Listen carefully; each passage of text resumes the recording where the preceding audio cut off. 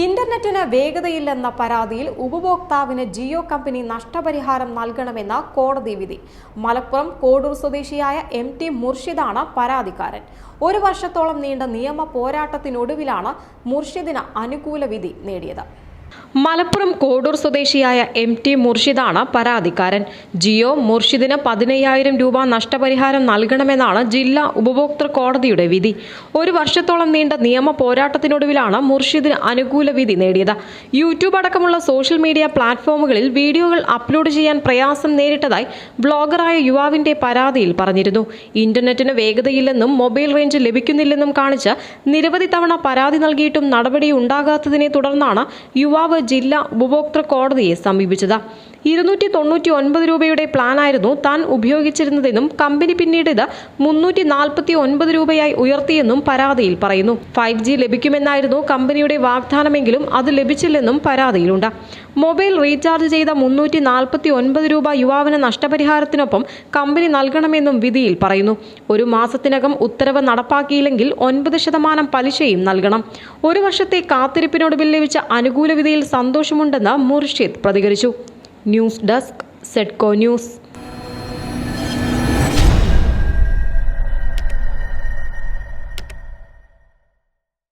കേരളത്തിലെ 10 ജില്ലകളിലെ കുടിവെള്ളത്തിലും മാലിന്യമുണ്ടെന്ന കണ്ടെത്തൽ. ഗുരുതര രോഗങ്ങളിലേക്കും മരണത്തിലേക്കും വരെ ഇത് നയിച്ചേക്കാം. ഇന്ത്യയിൽ 9 സംസ്ഥാനങ്ങളിലും ഈ തരത്തിൽ മാലിന്യ പ്രശ്നങ്ങൾ ഉണ്ടെന്നാണ് പുതിയ റിപ്പോർട്ട് പറയുന്നത്. രാജ്യത്തെ വിവിധ സംസ്ഥാനങ്ങളിൽ കുടിവെള്ളം മലിനപ്പെടുകയാണെന്നും ജലവിഭവ മന്ത്രാലയത്തിന്റെ പാർലമെന്റ് സമിതി റിപ്പോർട്ടിൽ സൂചിപ്പിക്കുന്നുണ്ട്. തിരുവനന്തപുരം 1, ആലപ്പുഴ 12, ഇടുക്കി 3, കണ്ണൂർ 21, കാസർഗോഡ് 2, കോഴിക്കോട് 15, മലപ്പുറം 8, പാലക്കാട് 2, തൃശൂർ 2, വയനാട് 8 എന്നീ ജില്ലകളിലാണ് കുടിവെള്ളത്തിൽ മാലിന്യം കണ്ടെത്തിയത്. രാജ്യത്തെ 7 സംസ്ഥാനങ്ങളിലെ 96 ജില്ലകളിലുള്ള 11,348 ജനവാസ കേന്ദ്രങ്ങളിലെ വെള്ളത്തിലും മാലിന്യമുണ്ടെന്നാണ് കണ്ടെത്തൽ. അസം, ബീഹാർ, ഒഡീഷ, പഞ്ചാബ്, രാജസ്ഥാൻ, ത്രിപുര തുടങ്ങിയ സംസ്ഥാനങ്ങൾ ഇതിൽ ഉൾപ്പെടുന്നു. ലവണാംശം, ഇരുമ്പ്, നൈട്രേറ്റ്, ഘനലോഹങ്ങൾ തുടങ്ങിയ മലിനീകരണങ്ങൾക്കുള്ള ഹ്രസ്വകാല നടപടികളൊന്നും സർക്കാരുകൾ സ്വീകരിച്ചിട്ടില്ലെന്നും റിപ്പോർട്ടിൽ സൂചിപ്പിക്കുന്നുണ്ട്. 9 ജില്ലകളിലെ 32 ജനവാസ കേന്ദ്രങ്ങളിൽ റേഡിയോ ആക്റ്റീവ് മൂലകമായ യുറേനിയമാണ് കണ്ടെത്തിയത്. വൃക്ക, കരൾ തുടങ്ങിയ ആന്തരികാവയവങ്ങളിൽ അടിഞ്ഞുകൂടുന്ന ഈ മാലിന്യങ്ങൾ മരണത്തിലേക്ക് വരെ നയിക്കാം. ഇത്തരം ദുർബലമായ പ്രദേശങ്ങളിൽ സുരക്ഷിതമായ കുടിവെള്ളം നൽകാൻ ഉടനടിയുള്ള നടപടി സ്വീകരിക്കണമെന്നും ജലവിഭവ സ്റ്റാൻഡിംഗ് കമ്മിറ്റി കേന്ദ്രത്തോട് ആവശ്യപ്പെട്ടു. 22 പ്രദേശങ്ങളിൽ ഇടക്കാല നടപടികൾ സ്വീകരിച്ചിട്ടുണ്ടെങ്കിലും 10 ജനവാസ കേന്ദ്രങ്ങൾ നടപടിക്കായി കാത്തിരിക്കുകയാണെന്നും റിപ്പോർട്ടിൽ പറയുന്നു. News desk Sedco news.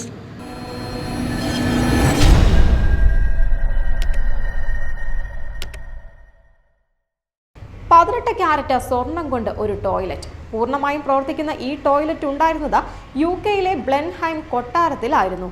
എന്നാൽ 2019 സെപ്റ്റംബറിൽ മോഷ്ടിക്കപ്പെട്ട ആ ടോയ്ലറ്റിനെ കുറിച്ച് ഇന്നും വിവരങ്ങളില്ല. 2019 സെപ്റ്റംബറിൽ ഇറ്റാലിയൻ കലാകാരനായ മൗറീഷ്യോ കാറ്റലൻ സൃഷ്ടിച്ച അമേരിക്ക എന്ന് പേരിട്ടിരിക്കുന്ന പൂർണ്ണമായും പ്രവർത്തിക്കുന്ന 18 കാരറ്റ് സ്വർണ്ണ ടോയ്ലറ്റ് UK-യിലെ ബ്ലെൻഹൈം കൊട്ടാരത്തിൽ നിന്നാണ് മോഷ്ടിക്കപ്പെട്ടത്. ഏകദേശം 4.8 മില്യൺ പൗണ്ട് വിലമതിക്കുന്ന ആ ടോയ്ലറ്റ് ഒരു പ്രദർശനത്തിന്റെ ഭാഗമായി പ്രദർശിപ്പിച്ചിരിക്കുകയായിരുന്നു. 2019 സെപ്റ്റംബർ 14 പുലർച്ചെയാണ് മോഷണം നടന്നത്. 5 മിനിറ്റിനുള്ളിലാണ് കള്ളന്മാർ അത് കടത്തിയത്. കൊട്ടാരത്തിന്റെ കവാടങ്ങൾ തകർത്ത് കള്ളന്മാർ സ്ലെഡ്ജ് ഹാമറുകൾ ഉപയോഗിച്ച് അകത്തു കടന്നു. പ്ലംബ് ചെയ്ത ടോയ്ലറ്റ് നീക്കം ചെയ്തതിലൂടെ വെള്ളത്താൽ കാര്യമായ നാശനഷ്ടങ്ങൾ കൊട്ടാരത്തിന് സംഭവിച്ചു.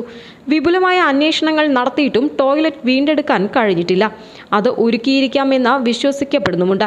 2023 നവംബറിൽ മോഷണവുമായി ബന്ധപ്പെട്ട് 4 പേർക്കെതിരെ കുറ്റം ചുമത്തി. 2025 ഫെബ്രുവരി വരെയുള്ള രേഖകൾ പ്രകാരം അവരുടെ വിചാരണ തുടരുകയാണ്. News desk Sedco news.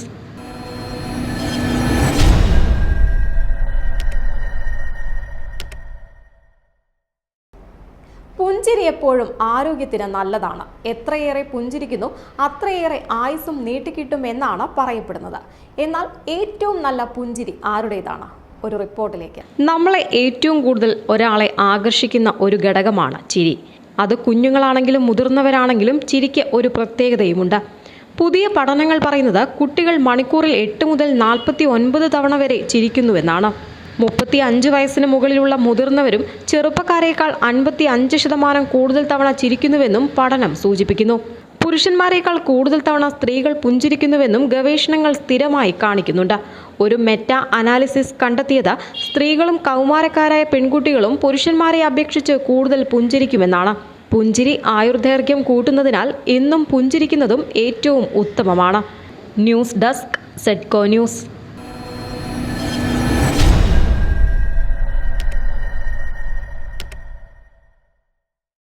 KS officer trainee തസ്തികയിലേക്ക് PSC അപേക്ഷ ക്ഷണിച്ചു. 1.5 ലക്ഷം രൂപ വരെ ശമ്പളം ലഭിക്കുന്ന തസ്തികയിലേക്ക് ഏതെങ്കിലും വിഷയത്തിൽ ഡിഗ്രി ഉള്ളവർക്കാണ് അപേക്ഷിക്കാൻ സാധിക്കുക. ഉദ്യോഗാർത്ഥികൾ കാത്തിരുന്ന KS വിജ്ഞാപനമാണ് ഇപ്പോൾ വന്നത്. IASന് തുല്യമായ കേരള സർക്കാർ ജോലിയാണ് ഇത്. തുടക്ക ശമ്പളം 77,200 രൂപ മുതൽ ആരംഭിക്കും. ഈ സുവർണാവസരം ഉദ്യോഗാർത്ഥികൾ പരമാവധി ഉപയോഗപ്പെടുത്തണമെന്നും അധികൃതർ പറഞ്ഞു. കേരള അഡ്മിനിസ്ട്രേറ്റീവ് ഓഫീസിലേക്കാണ് കേരള PSC വഴി അവസരം നടത്തുന്നത്. KS ഓഫീസർ ട്രെയിനി തസ്തികയിലേക്കാണ് അപേക്ഷ നൽകേണ്ടത്. Civil supplies, tourism, treasury, revenue, corporation department, national employment service തുടങ്ങി വിവിധ മേഖലകളിൽ അവസരമുണ്ട്. ഏതെങ്കിലും വിഷയത്തിലെ ഡിഗ്രി ഉള്ളവർക്കാണ് അപേക്ഷ സമർപ്പിക്കാൻ സാധിക്കുക. തെരഞ്ഞെടുക്കപ്പെട്ടാൽ 77,200 മുതൽ 1,40,500 രൂപ വരെയാണ് ശമ്പളം. പുറമെ മറ്റ് ആനുകൂല്യങ്ങളും ലഭിക്കും. പ്രായപരിധി 21 മുതൽ 32 വയസ്സ് വരെയാണ്. അതേസമയം റിസർവേഷൻ ഉള്ളവർക്ക് പ്രായപരിധിയിൽ ഇളവും ലഭിക്കും. അപേക്ഷിക്കാനും കൂടുതൽ വിവരങ്ങൾക്കുമായി കേരള PSCയുടെ ലിങ്ക് സന്ദർശിക്കുക. 2025 ഏപ്രിൽ 9 മുൻപ് ഓൺലൈനായി അപേക്ഷിക്കേണ്ട അവസാന തീയതി 2025 April 9. News desk Sedco news.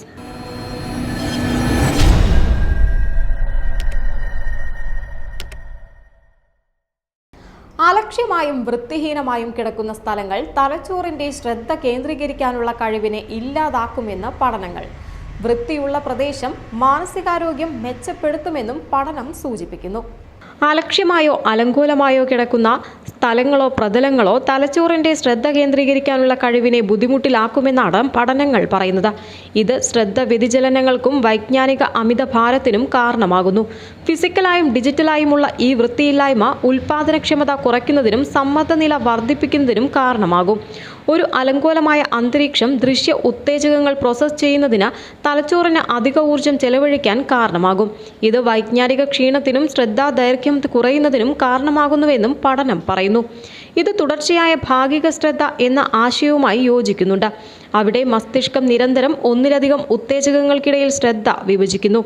ഇത് പ്രവർത്തന മെമ്മറിയെയും പഠനശേഷിയെയും ദുർബലപ്പെടുത്തുന്നു. ഇമെയിലുകൾ, ഫോട്ടോകൾ തുടങ്ങിയ ഡിജിറ്റൽ ഫയലുകൾ കുമിഞ്ഞുകൂടുന്നത് മാനസികമായി തളർത്തുന്നതും അമിതഭാരം ഉണ്ടാക്കുന്നതുമാണെന്നും ഈ മേഖലയിലെ ഗവേഷകർ പറയുന്നു. ഡിജിറ്റൽ ഹോർഡിംഗ് എന്നറിയപ്പെടുന്ന ഈ തരം ക്ലട്ടർ സമ്മർദ്ദവും ഉത്കണ്ഠയും ഉണ്ടാക്കുന്നതായി കണ്ടെത്തിയിട്ടുമുണ്ട്. ഇത് ഏകാഗ്രതയും ഉൽപാദനക്ഷമതയെയും കൂടുതൽ തടസ്സപ്പെടുത്തുന്നു. അതിനാൽ തന്നെ എപ്പോഴും സമയം ചിലവഴിക്കുമ്പോൾ വൃത്തിയുള്ള സ്ഥലങ്ങളിൽ ചിലവഴിക്കാൻ ശ്രദ്ധിക്കണം. മനസ്സിനെ ഏകാഗ്രമാക്കാനും ഇത് സഹായിക്കും. News desk Sedco news.